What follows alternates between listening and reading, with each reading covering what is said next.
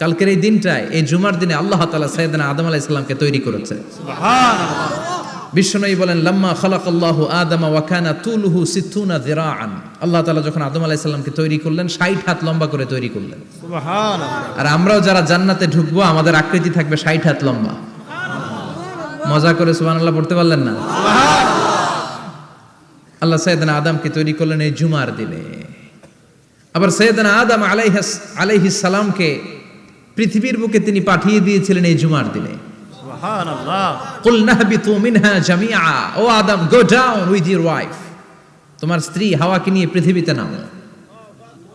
সাইয়েদনা আদম আলাইহিস সালামকে আল্লাহ তাআলা পাঠিয়েছিলেন শ্রীলঙ্কার একটা পাহাড়ে, অ্যাডামস পিক।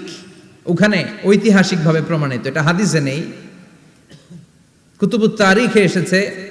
শ্রীলঙ্কায় একটা পাহাড় আছে, কলম্বো থেকে অনেক দূর। ওই পাহাড়ের চূড়ায় সাইয়েদনা আদম আলাইহিস সালামের ফুটপ্রিন্ট আছে।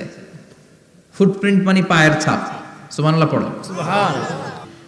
তো যেদিন আদম আলাইহিস সালামকে আল্লাহ ওখানে পাঠিয়ে দিয়েছে,